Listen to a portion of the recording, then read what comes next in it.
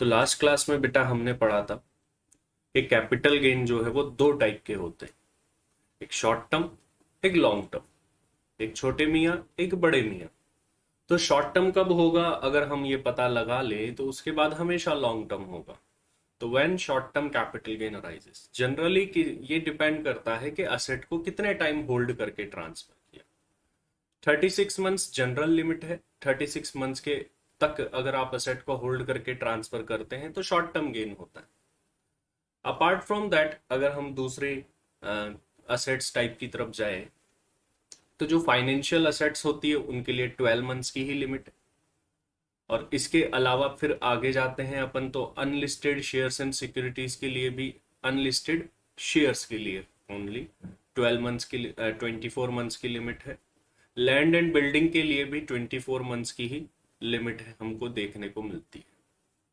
तो 24 की काफी ज्यादा लिमिट्स हमको देखने को वहां पर मिली थी। और जब शॉर्ट टर्म नहीं होता है तो हमेशा क्या होता है, लॉन्ग टर्म ही होता है। डेप्रिशिएबल असेट के केस में always short term capital gain ही होगा।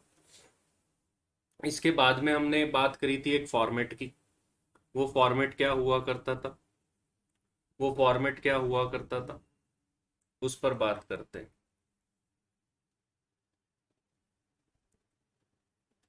तो अगर फॉर्मेट में हम देखेंगे बेटा तो फॉर्मेट के अंदर क्या हुआ करता था कि सबसे पहले मतलब कोई सा भी फॉर्मेट हो, आप चाहे लॉन्ग टर्म वाला फॉर्मेट हो या शॉर्ट टर्म वाला फॉर्मेट हो, दोनों के अंदर सबसे पहले हमको लेनी होती है full value of consideration. Full value of consideration का मतलब क्या होता है, जितने पर आपने असेट को ट्रांसफर किया है, जितने पर आपने असेट को ट्रांसफर किया है उसको बोला जाता है बेटा full value of consideration.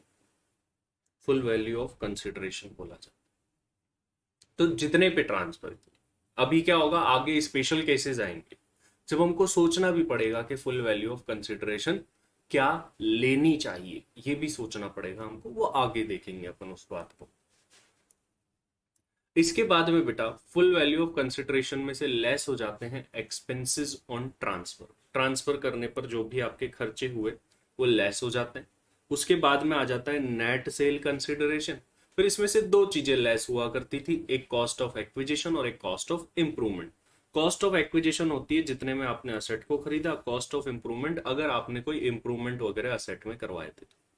Long term में भी पूरा फॉर्मेट सेम होता है लेकिन ये इंडेक्स्ड वर्ड लगता है इनके साथ। आखिर ये इंडेक्सेशन क्यों किया जाता है, होता क्या है कि लॉन्ग टर्म के अंदर आपने असेट को बहुत पहले लिया हुआ होता है, तो उसकी जो ट्रांसफर प्राइस होती है वो तो आज की है, आज ही ट्रांसफर किया तो ट्रांसफर वैल्यू तो आज की है, लेकिन कॉस्ट बड़ी पुरानी है। तो उस टाइम की चीज को अगर आज के ही टाइम में खरीदते तो कितनी कॉस्ट आती, यहां पर लाने के लिए इन्फ्लेशन एडजस्ट करने के लिए जो है हम यहां पर इंडेक्सेशन करते हैं। कैसे करते हैं, जैसे देखिए इंडेक्सेशन करना सीख रहे हैं बेटा पर, कैसे करेंगे। फॉर एग्जाम्पल कि हमने कोई असेट परचेज करी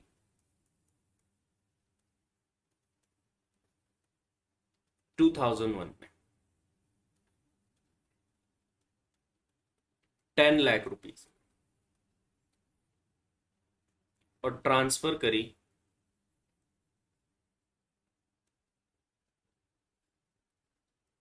2020 में 50 लाख रुपीज।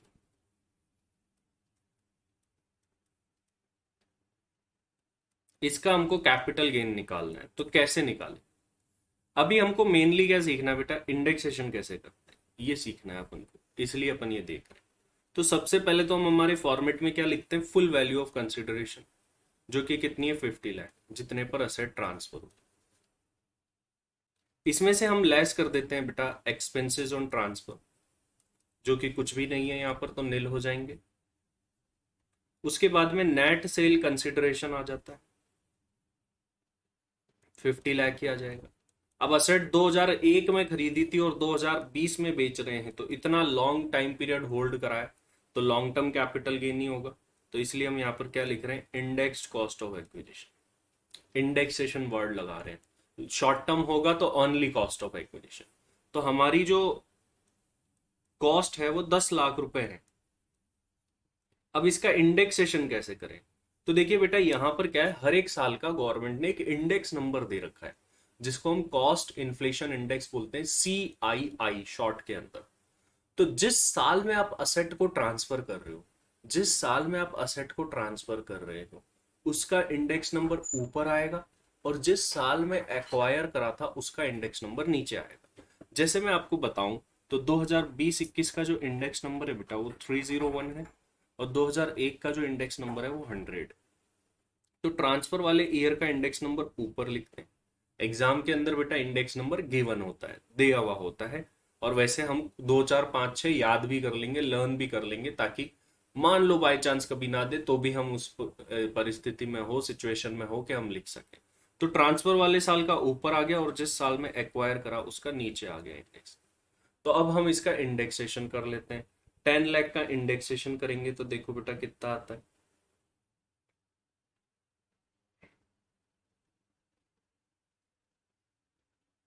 10 लाख इंटू 301 करना है हमको, और डिवाइड बाय 100 कर देना है। तो 30,10,000, ये हमारी इंडेक्स कॉस्ट ऑफ एक्विजिशन आ गई। इसमें से index cost of improvement less करेंगे, जो कि कुछ भी नहीं दे रखा है इम्प्रूवमेंट, तो ये हमारा लॉन्ग टर्म कैपिटल गेन निकल के आ जाएगा 19,90,000 का। इस तरीके से बेटा ये वर्क करता है।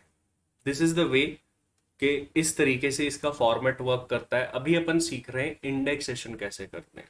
तो देखिए बेटा, इंडेक्सेशन कॉस्ट का हो सकता है, या तो कॉस्ट ऑफ एक्विजिशन का करना पड़ेगा, या cost of improvement. Indexation only कब करना है? जब गेन कौन से नेचर का हो रहा हो? लॉन्ग टर्म नेचर का हो रहा हो। तो जिस भी कॉस्ट का और जिस भी कॉस्ट ऑफ इंप्रूवमेंट का आपको इंडेक्सेशन करना है वो लो। ऊपर क्या लिखोगे? CII of the year of transfer. जिस साल में ट्रांसफर कर रहे हो उसका कॉस्ट इन्फ्लेशन इंडेक्स, और नीचे किसका लिखोगे? CII ऑफ एक्विजिशन वाले साल का, और इंप्रूवमेंट का निकाल रहे हो तो इंप्रूवमेंट वाले साल का इंडेक्स नंबर नीचे लिखते हैं। इस तरीके से हमारा क्या निकल जाएगा? कैपिटल गेन निकल जाएगा। तो हमें इंडेक्सेशन करना सीखना है बेटा। तो इंडेक्सेशन इस तरीके से होता है। तो अगर हम इसका फॉर्मूला बनाएं कि आखिर इंडेक्सेशन होता कैसे है, तो ये फॉर्मूला बन के हमारे सामने आएगा। इंडेक्सेशन कैसे होगा? हमें कॉस्ट ऑफ एक्विजिशन या कॉस्ट ऑफ इंप्रूवमेंट लेनी है। ऊपर लिखना है CII of the year of transfer, जिस साल में ट्रांसफर हुआ उसका इंडेक्स नंबर, और नीचे लिखना है जिस साल में एक्वायर करा था या जिस साल में इंप्रूवमेंट करा था उस ईयर का इंडेक्स नंबर। इस तरीके से जो है हमारा इंडेक्सेशन होता है। अब ये सेक्शन 48 के अंदर दे रखा है बेटा फॉर्मेट। ये जो फॉर्मेट दे रखा है वो सेक्शन 48 के अंदर दे रखा है, और ये कुछ इंपॉर्टेंट इंडेक्स नंबर है बेटा जो आप याद भी रख सकते हैं। एंड इसके अंदर हम ऐड कर देंगे 2020-21 का भी, दैट इज 301। वैसे तो 21-22 का भी आ चुका है, वो 317 है, 317, लेकिन वो अभी अपने लिए काम का नहीं है, क्योंकि अपना वो जो साल है वो अगले साल जब आप एग्जाम देंगे जो उनके ऊपर लगेगा वो। तो ये इंडेक्स नंबर आप चाहे तो बेटा याद रखिए। 2001-2 का जैसे 100 है, 2-3 का 105 है, 3-4 का 109 है, 4-5 का 113, 5-6 का 117, 17-18 का 272, 18-19 का 280, 19-20 का 289, और इसका 3012। 4-5 बार अगर आप पढ़ोगे इसको बार बार तो आपको ऑटोमेटिकली लर्न हो जाएंगे। इसको लर्न कर लेते हो तो बढ़िया है, आपको अगर जरूरत भी नहीं पड़ेगी इधर उधर देखने की, और आराम से जो है आपका काम हो जाएगा। तो इसको इन इंडेक्स, वैसे तो बहुत सारे हैं इसमें, हर एक साल तो है नहीं, तो इन इंडेक्स नंबर को आप क्या करें बेटा, लर्न कर ले, ज्यादा बेटर है। क्योंकि एक बार एग्जाम में ऐसा हुआ है कि इंडेक्स नंबर दिए ही नहीं। वैसे तो हमेशा क्या दिए जाते हैं? इंडेक्स नंबर दिए जाते हैं। एक बार जरूर ऐसा हुआ था जब इंडेक्स नंबर नहीं दिए थे। तो इस रिस्क को खत्म करने के लिए, और किन सालों का नहीं दिया जाएगा, जैसे 2001-2 का जरूरी नहीं है आपको कभी दे, कभी नहीं देगा आपको 2001-2 का, और 2020-21 का भी आपको एग्जाम में नहीं देगा। आपको पता होना चाहिए 1-2 का और प्रीवियस ईयर का। तो लेकिन हम मार्जिन के तौर पर कुछ और सालों के इंडेक्स नंबर भी रख रहे हैं, ताकि अगर ये आते हैं तो हमारा काम बन जाए, हमारा काम ना रुके। वैसे तो दिया हुआ ही होता है, मतलब एक ही बार आज तक ऐसा हुआ है, वो भी गलती से हुआ है, लेकिन फिर भी हम हमारे इंडेक्स नंबर जो है ध्यान रखें। अब क्या होता है बेटा कि जो सेक्शन 48 बना हुआ है, ये जो अभी अपन ने फॉर्मेट पढ़ा, ये फॉर्मेट किस में दिया हुआ है? सेक्शन 48 में दिया हुआ है। सेक्शन 48 क्या करता है बेटा? सेक्शन 48 ने ऐसे कोई बना के फॉर्मेट नहीं दिया हमको, ऐसे बना के नहीं दिया कि आपको ये लिखना है ये लिखना है, वहां थियोटिकली लिखी हुई होती है हर एक चीज। तो ये थियोटिकली फॉर्मेट लिखा हुआ है, और ओनली वो शॉर्ट टर्म वाला है ना वही लिखा हुआ है, लॉन्ग टर्म वाला फॉर्मेट लिखा हुआ ही नहीं। तो फिर वो फॉर्मेट हमने कैसे बनाया, उसका बेस क्या है वो भी देखते हैं। देखिए बेटा, सेक्शन 48 के अंदर क्या है, कुछ प्रोविजो दे रखे हैं। प्रोविजो, सर ये प्रोविजन की शॉर्ट फॉर्म है क्या? नहीं बेटा, ये प्रोविजन की शॉर्ट फॉर्म नहीं है। प्रोविजो मतलब क्या होता है कि मेन सेक्शन में जो बोली गई बात है उसके कुछ एक्सेप्शंस। प्रोविजो का मतलब होता है बेटा एक्सेप्शंस, कुछ एडिशनल बातें, कुछ नई बातें जो हमने ऊपर कह दी है, उससे नई बातें अगर कहनी है तो प्रोविजो डाले जाते हैं। तो सेक्शन 48 के कुछ प्रोविजोज अपन यहां पर पढ़ने वाले हैं कि आखिर वो कौन कौन से प्रोविजो यहां पर है। सबसे पहले अगर अपन प्रोविजो नंबर 2 पढ़ते हैं बेटा, तो वो आप जानते हो ऑलरेडी। प्रोविजो नंबर 2 में ही बोला गया है कि अगर लॉन्ग टर्म कैपिटल गेन हो रहा हो तो उसका क्या करना है? इंडेक्सेशन करना है, कॉस्ट का और इंप्रूवमेंट का। वो हम ऑलरेडी ऊपर के फॉर्मेट में भी करके आ चुके हैं। तो ड्यू टू प्रोविजन नंबर 2 वो हमारा लॉन्ग टर्म वाला फॉर्मेट बना था। तो इन case of long term capital asset, cost of acquisition and cost of improvement will be indexed. Indexation करना है लॉन्ग टर्म के केस में। लेकिन अब आती है बात में, प्रोविजो नंबर 3 पर ध्यान दो बेटा। प्रोविजो नंबर 3 क्या बोलता है देखो।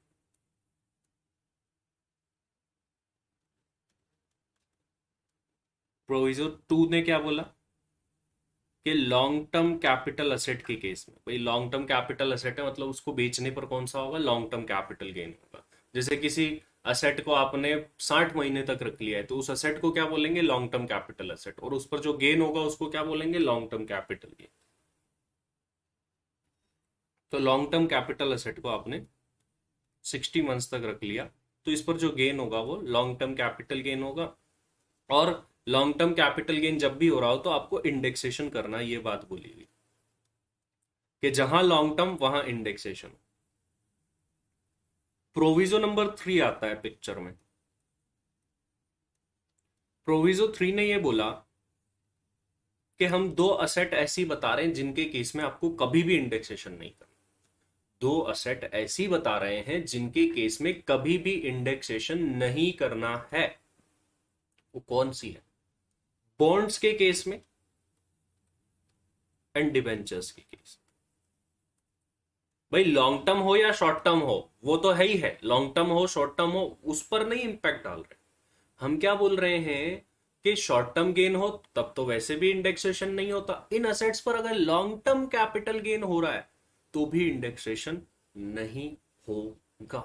तो बॉन्ड्स और डिवेंचर्स के केस में चाहे लॉन्ग टर्म कैपिटल गेन ही क्यों ना हो रहा हो, इंडेक्सेशन नहीं होता है। लेकिन यह प्रोविजो यहीं पर खत्म नहीं होता, इसके आगे बोला गया एक्सेप्ट कैपिटल इंडेक्स बॉन्ड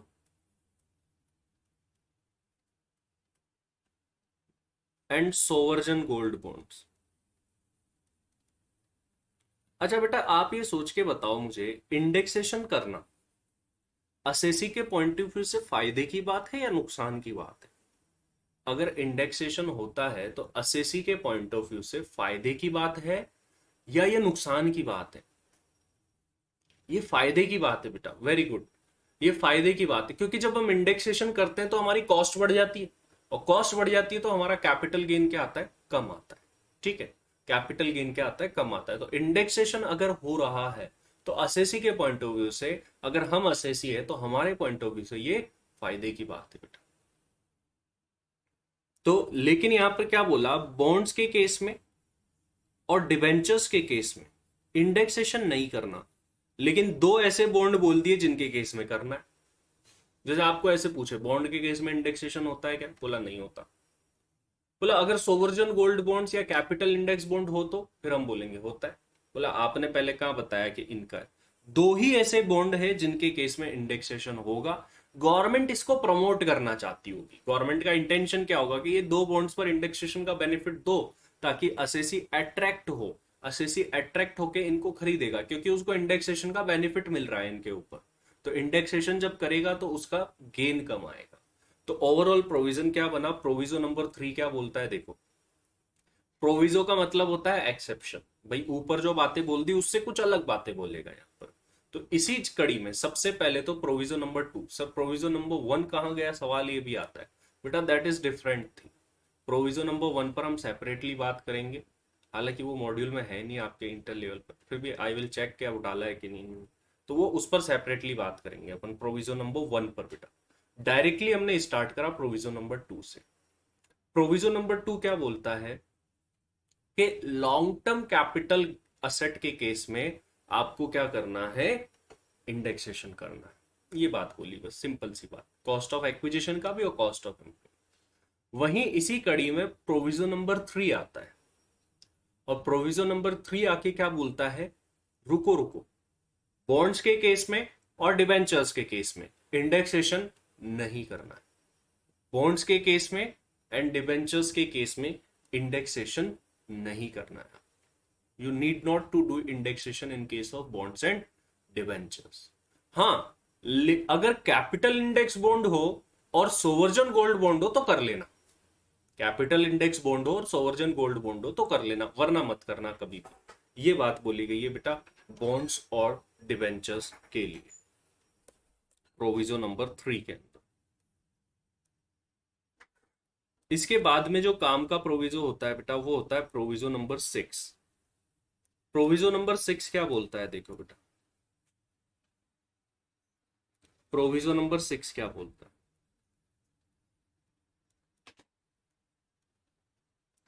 जब भी आप बेटा शेयर्स और सिक्योरिटीज को, शेयर्स को परचेज करते हैं या शेयर्स को सेल करते हैं, तो शेयर्स को सेल और परचेज करते टाइम आपको एक टैक्स भरना होता है जिसका नाम होता है एसटीटी, सिक्योरिटीज ट्रांजैक्शन टैक्स। अगर मान लीजिए परचेज करते टाइम बात करें कि आपने 100 रुपए के शेयर खरीदे और 1 रुपए का एसटीटी लग गया, तो परचेज के टाइम अगर एसटीटी देना पड़ रहा है तो ये आपकी कॉस्ट को बढ़ाता है। और वहीं सेल के टाइम मान लीजिए आपने उन शेयर्स को 120 रुपीज में सेल कर दिया और 1 रुपए का वहां भी एसटीटी लग गया, तो अब आपकी सेल प्राइस क्या हो गई, 119 हो गई। तो सेल करते टाइम ये हमारी सेलिंग वैल्यू को घटाता है। परचेज करते टाइम हमारी परचेज कॉस्ट को बढ़ा देता है, सेल करते टाइम हमारी सेलिंग वैल्यू को घटा देता है। तो क्या करना चाहिए सर, अगर नॉर्मल बात देखें तो परचेज करते टाइम तो ये कॉस्ट में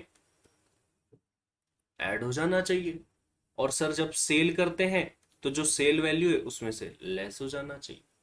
अल्टीमेटली जो है हमारा खर्चा है, सिंपल सी बात ही है, खर्चा है भाई, खर्चा कॉस्ट में जुड़ जाएगा, सेल करेंगे तब सेल वैल्यू को कम कर देगा, क्योंकि ये टैक्स ऑटोमेटिकली कटता है, ऑटोमेटिकली कटता है, मतलब आपकी कॉस्ट में ऑटोमेटिकली जुड़ जाएगा ये, ऐसा नहीं कि स्पेशली ले जाके जोड़ा जाएगा। आप शेयर खरीदोगे 100 के, ऑटोमेटिकली 101 के आके मिलेंगे, ठीक है, ऑटोमेटिकली लगेगा, और सेल करोगे तब भी ऑटोमेटिकली लगता है। तो एसटीटी का क्या ट्रीटमेंट करा जाए, तो प्रोविजन नंबर 6 बड़ा सिंपल सी बात बोलता है, वो बोलता है आप ये मान के चलो एसटीटी नामक चीज होती नहीं है। और ये तो बहुत ही सिंपल बना दिया प्रूव।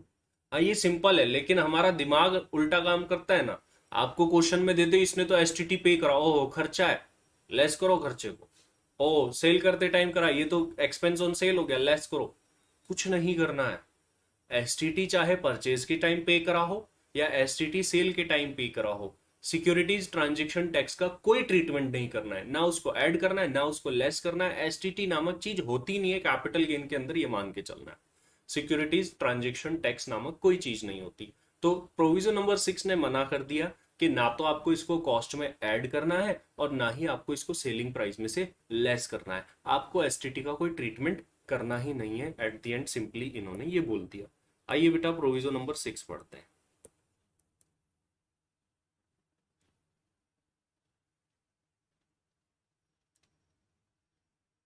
प्रोविजो नंबर 3 क्या बोलता था वो पढ़ लेते हैं पहले। There will be no indexation in case of bonds and debentures except capital index bond और सोवर्जन गोल्ड बॉन्ड्स। आपको इंडेक्सेशन नहीं करना है बॉन्ड्स एंड डिबेंचर्स के केस में, ना तो बॉन्ड्स के केस में ना डिबेंचर्स के केस। सर एसटीटी क्या होता है बेटा? अभी तो बताया था कि शेयर्स और सिक्योरिटीज को खरीदते बेचते टाइम एक टैक्स लेता है, वो टैक्स एसटीटी होता है, सिक्योरिटीज ट्रांजेक्शन टैक्स। और ये टैक्स लेता कौन है? स्टॉक एक्सचेंज लेता है बेटा। प्रोविजो नंबर 6 की बात करें, प्रोविजो नंबर 6 क्या बोलता है? There will be no treatment. किस चीज का ट्रीटमेंट नहीं होगा? सिक्योरिटीज ट्रांजेक्शन टैक्स का कोई ट्रीटमेंट नहीं होगा। It will not be added to the cost of acquisition, ना तो कॉस्ट में ऐड होगा while purchasing securities, or it will not be deducted from sale value while selling securities। ना तो ऐड होगा ना सेलिंग प्राइस में से लेस होगा, मतलब कुछ होगा ही नहीं। सिंपल सी बात है कि एसटीटी का हमको बेटा कुछ भी नहीं करना होता है। तो ये हमारा सेक्शन 48 और उसके प्रोविजो पूरे हो गए। जल्दी से बेटा बात को समझो वापस से। सेक्शन 48 के अंदर क्या दे रखा है? फॉर्मेट दे रखा है। फॉर्मेट किसका? कैपिटल गेन कैसे निकालना है उसका। सबसे पहले फुल वैल्यू ऑफ कंसिडरेशन लो, उसमें से एक्सपेंसेस ऑन ट्रांसफर को लेस करो, नेट सेल कंसिडरेशन आ जाएगा, उसमें से कॉस्ट ऑफ एक्विजिशन को लेस करो और कॉस्ट ऑफ इंप्रूवमेंट को लेस करो, तो हमारा कैपिटल गेन निकल जाता है। वहीं लॉन्ग टर्म गेन हो रहा हो तो कॉस्ट ऑफ एक्विजिशन और कॉस्ट ऑफ इंप्रूवमेंट का क्या करना पड़ता है? इंडेक्सेशन करना पड़ता है। ये बात कहां बोली गई? प्रोविजो नंबर 2 में बोली गई, सेक्शन 48 के। प्रोविजन नंबर 3 में क्या बोला गया कि बॉन्ड्स और डिबेंचर्स के केस में आपको इंडेक्सेशन नहीं करना है, except sovereign gold bonds and capital index bond. ये दो बॉन्ड ऐसे जिनके केस में करना है, बाकी के केस में नहीं करना है। इसके बाद में हम प्रोविजन नंबर 6 की तरफ जाते हैं। प्रोविजन नंबर 6 क्या बोलता है? प्रोविजन नंबर 6 ये बात करता है कि एसटीटी जो है, सिक्योरिटीज ट्रांजेक्शन टैक्स, जो कि शेयर्स एंड सिक्योरिटीज को खरीदते बेचते टाइम स्टॉक एक्सचेंज लेता है आपसे, उसका कोई ट्रीटमेंट नहीं करना है, ना तो उसको कॉस्ट में ऐड करना है ना सेलिंग प्राइस में से लेस। मतलब आपको कोई दिमाग ही नहीं लगाना। एसटीटी अगर कभी दिख जाए तो इग्नोर कर देना उसको, ठीक है। जिस जो आपको पसंद नहीं होता है, जैसे कभी वो आपको दिख जाए तो कैसे मुंह फेर लेते हो, इग्नोर कर देते हो, उसी तरीके से आपको इसको इग्नोर कर देना है कि आई हेट यू एसटीटी, तो आप उसकी तरफ देखोगे ही नहीं। तो जिस गली जाना ही नहीं उसका रास्ता ही क्यों पूछना। इस वजह से एसटीटी से कोई लेना देना है ही नहीं हमको। अब कुछ चीजें हमारे मेन फॉर्मेट के अंदर आई थी बेटा, जिनके बारे में हम छोटा सा डिस्कशन कर लेते हैं। वैसे आपको पता चल चुका है कौन सी चीज क्या होती है। फुल वैल्यू ऑफ कंसिडरेशन जैसे क्या होता है बेटा, ये आपको पता चल चुका है भाई। जितने पे असेट को ट्रांसफर किया गया वो फुल वैल्यू ऑफ कंसिडरेशन होता है। तो इनके बारे में एक स्मॉल डिस्कशन अपन कर लेते हैं। सबसे पहली बात, फुल वैल्यू ऑफ कंसिडरेशन क्या होता है? जिस वैल्यू पर, जिस प्राइस पर असेट को ट्रांसफर किया जाता है उसे फुल वैल्यू ऑफ कंसिडरेशन बोला जाता है, ठीक है। और अगर मान लीजिए कभी कभी क्या होता है, कभी कभी हम पढ़ेंगे आगे कि full value of consideration kind में मिल जाता है। जैसे ना आपको पैसे नहीं मिले, गोल्ड मिल गया, गोल्ड मिल गया आपको, मतलब अगले ने अपनी असेट के बदले में आपको गोल्ड दे दिया, तो क्या करें? तो फिर उस केस में फेयर मार्केट वैल्यू ली जाती है असेट की। ये आगे का टॉपिक है, आगे भी आएगा, हालांकि अभी भी आप इसको जान सकते हैं लेकिन आगे फिर से आने वाला है। तो full value of consideration, it is the gross amount received by transferring the capital asset.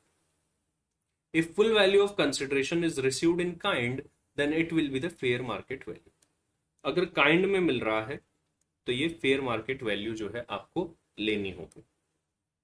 मतलब मान लो आपको बोले कि ना आपको पैसा नहीं मिला, आपको तो गोल्ड मिल गया, तो अब आप कैसे निकालोगे फुल वैल्यू ऑफ कंसिडरेशन? तो आपको फेयर मार्केट वैल्यू ले लेनी है जो असेट मिली है उसकी, ऐसे निकालेंगे। चलिए, फिर आता है एक्सपेंसेस ऑन ट्रांसफर। क्या होते हैं भाई? नाम से ही पता चल रहा है, असेट को ट्रांसफर करते टाइम अगर कोई खर्चा हुआ है, ब्रोकरेज का, सेलिंग कमीशन वगैरह, कमीशन आपको देनी पड़ी, तो वो खर्चे यहाँ पर क्या हो जाते हैं? लेस हो जाते हैं। असेट को ट्रांसफर करते टाइम जो भी खर्चे हुए वो लेस हो जाएंगे। ये मतलब बेसिक चीजें हैं, बड़ी बेसिक, आपको ना भी बताया जाए तो आपको अब पता है ये चीज। कॉस्ट ऑफ एक्विजिशन क्या होती है? जितने में असेट को खरीदा सब, वो कॉस्ट ऑफ एक्विजिशन होती है। अच्छा, कई बार असेट को खरीदते टाइम कुछ खर्चे भी हमारे हो जाते हैं, रजिस्ट्रेशन के charges, stamp duty charges, brokerage वगैरह। असेट को खरीदते टाइम जितने भी खर्चे हुए हैं ना, वो सारे उस असेट की कॉस्ट में ऐड होंगे, ध्यान रखना। असेट की कॉस्ट लो और उसमें वो खर्चे ऐड कर दो, जो भी खर्चे आपके हुए हैं, ये ध्यान रखना। तो क्या बोला गया है it consist expenses incurred on acquiring the asset. It include purchase cost, purchase जितने में खरीदा वो, आपके रजिस्ट्री वगैरह के चार्जेस लग गए, आपने घर खरीदा मान लो तो रजिस्ट्री के चार्जेस लग जाते हैं, स्टैम्प ड्यूटी वैल्यू लग जाती है, तो वो सारे चार्जेस, ब्रोकरेज देना पड़ गया, वो सारे चार्जेस कॉस्ट के अंदर क्या हो जाते हैं, ऐड। हालांकि हम कॉस्ट ऑफ एक्विजिशन को अभी डिटेल में पढ़ने वाले हैं, पूरा cost of acquisition in detail पढ़ेंगे अपन। तो ये तो मतलब छोटा सा इंट्रोडक्शन है, आगे तो हमको कॉस्ट ऑफ एक्विजिशन को बड़ा डिटेल में पढ़ना है। 2 दिन तक चर्चा कॉस्ट ऑफ एक्विजिशन के बारे में ही होगी, नए नए डिफरेंट डिफरेंट केसेस आएंगे, उसमें देखेंगे हम कि आखिर कॉस्ट ऑफ एक्विजिशन क्या लेनी चाहिए।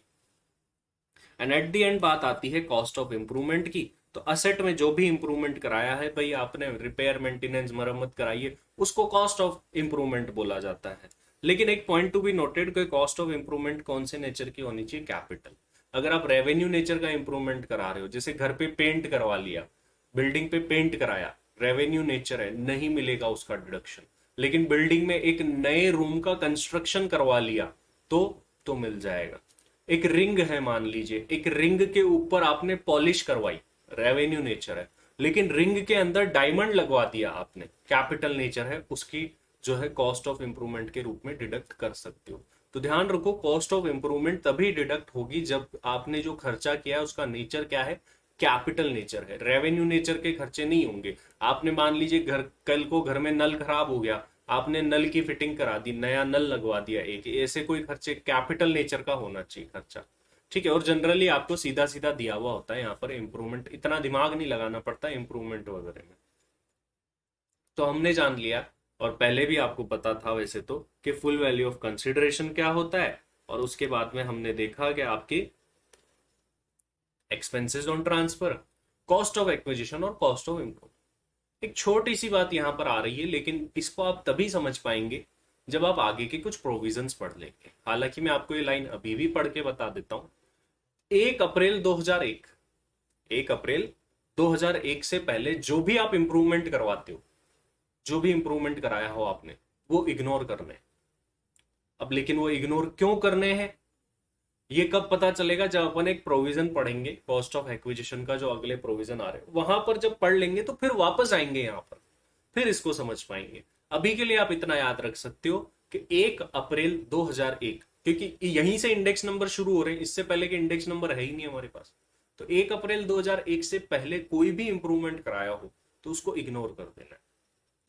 सवाल तो मन में ये भी आता है कि सर अगर किसी की असेट 1 अप्रैल 2001 से पहले खरीदी हुई हो तो क्या होगा उसके साथ। सारे सवालों के जवाब यहाँ पर है, सारे सवालों के, सारे केसेस के डिफरेंट डिफरेंट इंटरेस्टिंग केसेस अपन यहाँ पढ़ने वाले, इंटरेस्टिंग स्टोरीज अपन इस चैप्टर में पढ़ने। तो अभी तक की बेसिक बातें देखो बेटा कि अपन क्या क्या पढ़ चुके हैं और क्या क्या सीख चुके हैं। देखिए बेटा, सबसे पहले हमने पढ़ा सेक्शन 45 सबसेक्शन 1, जो कि हमें बोलता है कि कैपिटल गेन लगने के लिए कैपिटल असेट होनी चाहिए प्लस उसका ट्रांसफर होना चाहिए, ठीक है। फिर कैपिटल असेट के बारे में हमने 2 क्लोज 14 में पढ़ लिया कि कोई भी movable, immovable, tangible, intangible asset हो कैपिटल असेट कहलाएगी, चाहे आप बिजनेस में यूज करो चाहे आप पर्सनल यूज लो। हाँ, लेकिन 4 असेट्स ऐसी है जिनको हम कैपिटल असेट की डेफिनेशन में शामिल नहीं करेंगे। पहली थी स्टॉक इन ट्रेड, दूसरी थी मूवेबल पर्सनल असेट, तीसरी थी रूरल एग्रीकल्चर लैंड, और चौथी थी गोल्ड बॉन्ड्स। कुछ असेट्स ऐसी थी जो कि मूवेबल पर्सनल होते हुए भी कैपिटल असेट मानी जाएगी, उसमें थी jewellery, drawing, painting, sculptures, archaeological collection और any other work of art, इन सबको कैपिटल असेट ही माना जाएगा। इसके बारे में हम फिर ज्वेलरी वगैरह के बारे में हमने कुछ स्पेशल केसेस देखे थे। इसके बाद में हम आ गए थे ट्रांसफर। ट्रांसफर के बारे में क्या होता है, ट्रांसफर के लिए हमने पढ़ा 2 क्लोज 47। वहां पर बोलता है कि ट्रांसफर का मतलब है, ट्रांसफर की डेफिनेशन एक इंक्लूसिव डेफिनेशन है। तो 2 क्लोज 47 बोलता है ट्रांसफर इंक्लूड्स, जिसमें पहला पॉइंट बोला गया सेल, एक्सचेंज और रेलिंक्विशमेंट। सेल आप जानते हैं, एक्सचेंज आप जानते हैं, रेलिंक्विशमेंट का मतलब क्या होता है कि किसी चीज का त्याग करना। अगर किसी चीज का त्याग करने पर भी आपको पैसे मिल रहे हैं, कैपिटल असेट का त्याग करा आपने और पैसे मिल रहे हैं, तो उस पर कैपिटल गेन लगेगा। हमने एग्जाम्पल देखा था राइट शेयर्स का, राइट छोड़ रहा था जिससे। फिर सेकंड पॉइंट था extinguishment of any right there in, और extinguishment include destruction of any asset, मतलब किसी असेट के डिस्ट्रॉय हो जाने पर भी अगर आपको कोई पैसे मिल रहे हैं तो उस पर कैपिटल गेन लगेगा। एग्जाम्पल देखा था, जैसे किसी का बाढ़ में अब घर बह गया तो वो एक्सटिंग्विशमेंट हो गया, डिस्ट्रॉय हो गया, तो भी उसके ऊपर जो है वो कैपिटल गेन लगेगा। फिर तीसरा पॉइंट हमने देखा था conversion of capital asset into stock in trade. आपके घर में ज्वेलरी पड़ी, ज्वेलरी निकाल के आपने आपके ज्वेलरी के बिजनेस में लगा दी, तो ये कैपिटल असेट को आपने स्टॉक इन ट्रेड में कन्वर्ट कर दिया, इस पे भी कैपिटल गेन लगेगा। सेक्शन 45 सबसेक्शन 2 में पढ़ेंगे इसके बारे में। इसके बाद में था compulsory acquisition by government. Government ने आपकी प्रॉपर्टी को कंपलसरीली एक्वायर कर लिया। एग्जाम्पल देखा था, एक घर था, रोड बन रहा था, घर बीच में आ रहा था, गवर्नमेंट ने कंपलसरीली एक्वायर कर लिया। इसके बारे में भी अपन सेक्शन 45 सब सेक्शन 5 में डिटेल में पढ़ेंगे कि किस तरीके से इसमें कैपिटल गेन निकाला जाता है। पॉइंट नंबर 5 पढ़ा था position of any immovable property in part performance of a contract. Part performance हुई है कॉन्ट्रैक्ट की, बिल्डर का एग्जांपल भी देखा था हमने, नॉर्मल लोगों का भी ले सकते हो कि अगले ने हमको पूरे पैसे नहीं दिए फिर भी हमने कैपिटल असेट का पोजीशन दे दिया अगले को, तो ये माना जाएगा हमारी असेट ट्रांसफर हो चुकी है और उस पर कैपिटल गेन आपको जो है वो देना पड़ेगा, इस बात का ध्यान रखें। फिर था any transaction which have the effect of transfer और एंजॉयमेंट ऑफ एनी राइट देयरइन, मतलब ऐसा लग रहा है आपने ट्रांसफर कर दिया या फिर किसी और को आप राइट्स एंजॉय करने दे रहे हो आपकी कैपिटल असेट के, तो ये माना जाएगा कि भाई आपने उस असेट को क्या कर दिया है, ट्रांसफर कर दिया है। और लास्ट पॉइंट था रिडम्पशन और maturity of zero coupon bond, कि जीरो कूपन बॉन्ड या तो रिडीम किए जा रहे हैं या मैच्योर हो गए हैं तो भी उसके ऊपर जो है कैपिटल गेन लग जाएगा।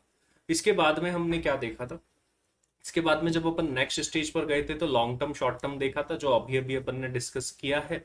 इसके बाद में हमने फॉर्मेट देख लिया सेक्शन 48 के अंदर। उसके बाद में हमने provision number 2, provision number 3 and provision number 6 देख चुके हैं।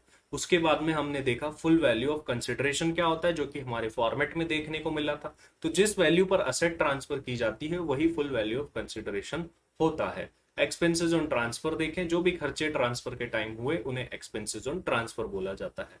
कॉस्ट ऑफ एक्विजिशन क्या होती है, जितने में आपने असेट को एक्वायर करा वो कॉस्ट ऑफ एक्विजिशन होती है। रजिस्ट्री के, स्टैम्प ड्यूटी के कुछ चार्जेस अगर आपको देने पड़े तो वो कॉस्ट का ही पार्ट बन जाते हैं। कॉस्ट ऑफ इंप्रूवमेंट क्या होती है, कॉस्ट ऑफ इंप्रूवमेंट असेट में आपने कोई भी इंप्रूवमेंट कराया हो वो।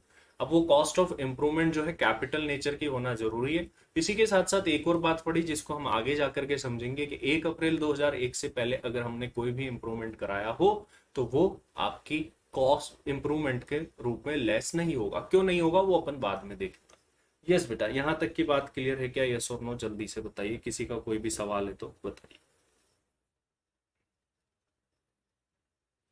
यहां तक की बात के बारे में बताइए बेटा मुझे। इसके बाद में बेटा अपन मॉड्यूल में चलेंगे और मॉड्यूल के कुछ क्वेश्चंस करेंगे।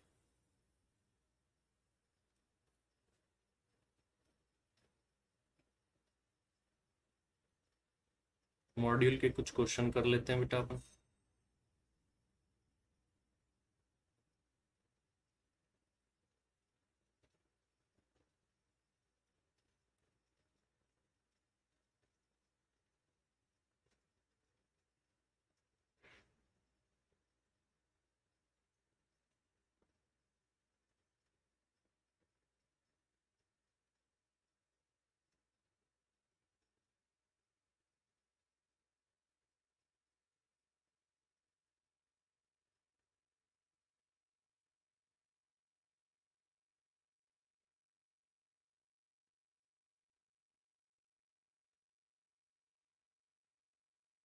एक मिनट बेटा वेट करना।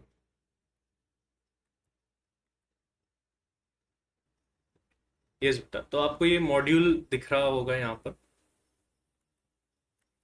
तो हमारे मॉड्यूल के कुछ क्वेश्चंस अपन यहाँ पर देख लेते हैं और सॉल्व कर लेते हैं कि कौन कौन से क्वेश्चंस यहाँ पर जो है हमारे पास। तो देखिए बेटा, फर्स्ट ऑफ ऑल सबसे पहला क्वेश्चन आप पढ़िए बेटा, आराम से आप इस क्वेश्चन को कर सकते हैं बड़े आराम से। मिस्टर दिवेश है जिन्होंने परचेज करी है गोल्डन रिंग इस डेट को 17/8/19 को 20,000।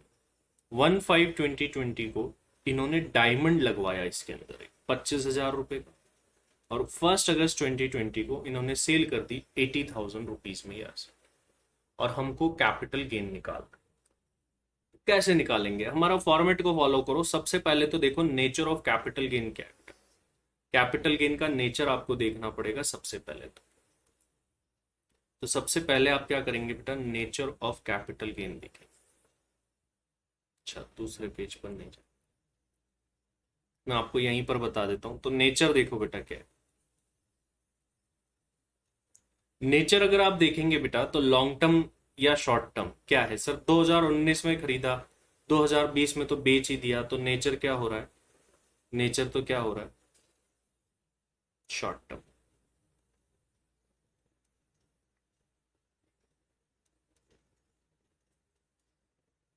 तो कैपिटल गेन का नेचर है शॉर्ट टर्म।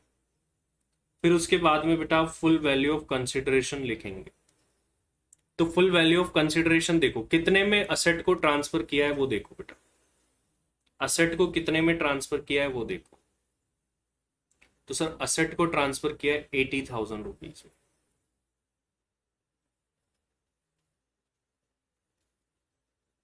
उसके बाद में लेस करते हैं एक्सपेंसेस ऑन ट्रांसफर। तो देखो बेटा एक्सपेंसेस ऑन ट्रांसफर कुछ है क्या? कोई ट्रांसफर पर एक्सपेंसेस नहीं है बेटा, नील। उसके बाद में हम लेस करेंगे cost of acquisition. Cost of acquisition देखो कितनी थी, 20,000 रुपीज। इसके बाद में कॉस्ट ऑफ इंप्रूवमेंट, कोई कैपिटल नेचर की इंप्रूवमेंट थी क्या? देखो डायमंड लगवाया था, डायमंड लगवाना तो कैपिटल नेचर की इंप्रूवमेंट है बेटा, तो इसको भी लेस कर दें। अच्छा 5,000 के खर्चे हुए, अभी लेस करते हैं। तो आप ये देखिए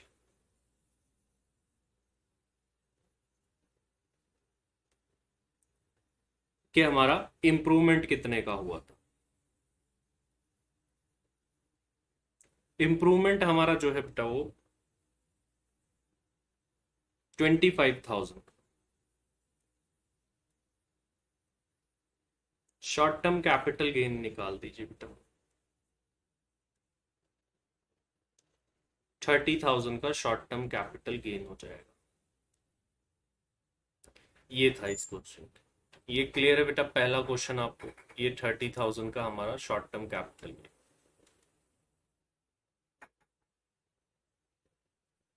नेक्स्ट क्वेश्चन की तरफ बढ़ते हैं। ये रहा नेक्स्ट क्वेश्चन। नेक्स्ट क्वेश्चन देखिए बेटा जल्दी से, अभी अपने पास टाइम ज्यादा नहीं है तो मैं आपको होमवर्क में दे देता हूँ। एक काम करता हूँ, इसमें रजत ने 500 ग्राम गोल्ड बेचा है इस रुपीज में और इतने में खरीदा था, लेकिन ये 2000 में। अच्छा इसको अभी एक बार होल्ड रखना बेटा, ये आपसे अभी होगा, लेकिन एक छोटा सा टॉपिक पढ़ना पड़ेगा। 2001 से पहले वाला आ गया ये, यहाँ देखते हैं क्या है। हाँ ये वाला कर सकते हैं आप, थर्ड वाला कर सकते हैं, सेकंड वाला अभी आपको थोड़ा सा होल्ड रखना पड़ेगा। नेक्स्ट क्लास में सेकंड वाला भी हो जाएगा, तो ये थर्ड वाला भी आपको कर लेना। फर्स्ट तो कर ही लिया, थर्ड आप कर सकते हैं। एक और बता देता हूँ मैं आपको, एक और कर सकते हो आप क्योंकि आपने उसका भी टॉपिक पढ़ लिया है। और जो एक और कर सकते हो आप दैट इज फिफ्थ। फिफ्थ भी आप कर सकते हो बेटा। तो फर्स्ट हमने कर ही लिया है, फर्स्ट कर लिया है। और आप कौन सा ट्राई कर सकते हैं इसी के साथ साथ में? सर हम ट्राई कर सकते हैं थर्ड और फिफ्थ। फोर्थ नहीं कर सकते, फोर्थ तो बहुत बाद में आएगा, अपना जो भी कंसेप्ट है वो फोर्थ के अंदर वो बाद में आने वाला है। और वो जो सेकंड वाला का कंसेप्ट है वो अभी आने वाला है, थोड़े नेक्स्ट क्लास में आ जाएगा वो। तो ये बेटा आप कर लीजिएगा। चलिए बेटा तो रखते हैं इस क्लास में इतना ही, और मिलते हैं अगली क्लास में।